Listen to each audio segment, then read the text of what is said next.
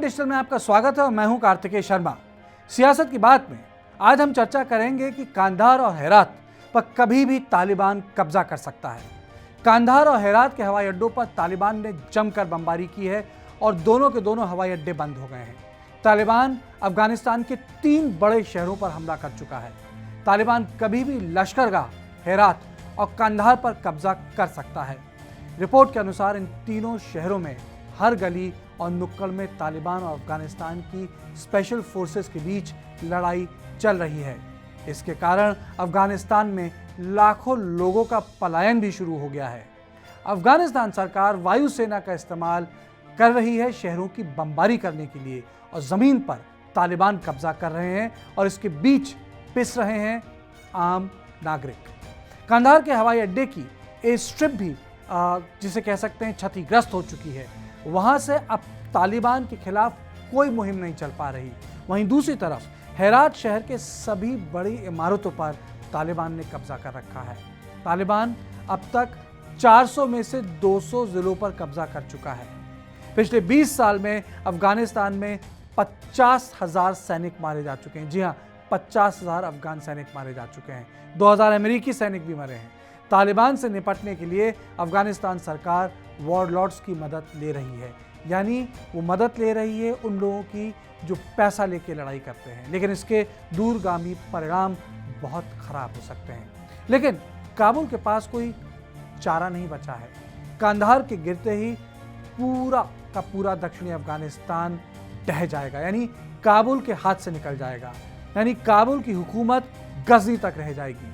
अगर लश्करगाह पर कब्जा होता है तो हेलमंड और पाकिस्तान से सटे सारे जिले काबुल से कट जाएंगे। इसका असर काबुल सरकार की अर्थव्यवस्था पर भी पड़ेगा। दूसरी तरफ हेरात भी बहुत महत्वपूर्ण शहर है, बहुत बड़ा ट्रेडिंग सेंटर है। वहां तालिबान के कब्जे का मतलब है कि ईरान की सीमा पर तालिबान का काबिज होना, यानी चारों तरफ से काबुल सरकार घिर जाएगी, क्योंकि उत्तर में तालिबान का कब्जा पहले ही हो चुका है। तालिबान 1996 की गलती नहीं दोहराना चाहता। तालिबान के मजबूत होने के बाद उत्तरी गठबंधन तालिबान को चुनौती देता रहा। ये बात पुरानी है, लेकिन इससे तालिबान सीखा। तालिबान के खिलाफ देशों ने उनकी मदद तजाकिस्तान सीमा से की। हिंदुस्तान ने भी वहां अस्पताल चलाया। यही कारण है कि तालिबान उत्तरी सीमा को सील करना चाहता है। वो नहीं चाहता कि जो सेंट्रल एशिया से कोई भी मदद अफगानिस्तान को मिले। तालिबान के इस बड़े हमले के कारण पूरे अफगानिस्तान में हंगामा मचा है। अभी तक 3,30,000 से ज़्यादा लोग आंतरिक रूप से विस्थापित हो चुके हैं। तालिबान के कब्जे के इलाकों को छोड़कर लोग काबुल सरकार की हुकूमत वाले इलाकों की तरफ भाग रहे हैं। अफगानिस्तान से हर हफ्ते 30,000 लोगों का पलायन हो रहा है। ईरान, तजाकिस्तान और पाकिस्तान, यानी जहां रास्ता मिलता है वहां गाड़ियों में बैठ के लोग चले जाते हैं। आज भी पूरी दुनिया में अफगान नागरिक सबसे ज़्यादा रेफ्यूजी वीज़ा मांगते हैं, यानी सीरिया के बाद सबसे ज़्यादा अफगान नागरिक ही यूरोप में वीज़ा मांगते हैं। वहीं सभी लोगों को वीज़ा नहीं मिलता है। इनके अलावा वो लोग भी हैं जिन्होंने अमेरिका के साथ मिलकर काम किया था और अब उनकी जान खतरे में है। ये वो 20,000 लोग हैं जिन्होंने तालिबान के खिलाफ काम किया था अमेरिकन फोर्सेस के साथ।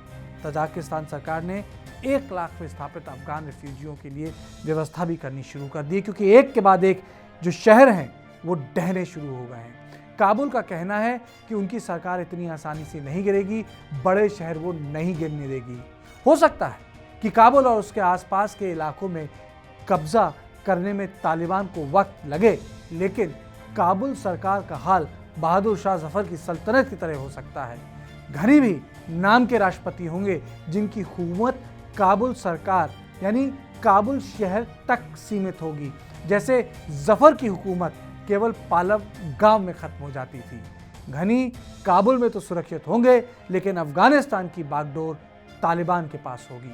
चूंकि अमेरिका मुंह मोड़ चुका है और कोई भी देश अपनी फौज अफगानिस्तान नहीं भेजना चाहता, इसलिए तालिबान का काम बेहद आसान हो गया है। और यही कारण है कि तालिबान के हौसले इतने बढ़ गए हैं कि एक साथ 3 बड़े शहरों पर उसने हमला बोल दिया है। तो सियासत की बात में बस इतना ही। देश और दुनिया की बाकी खबरों के लिए आप देखते रहिए TV9 डिजिटल।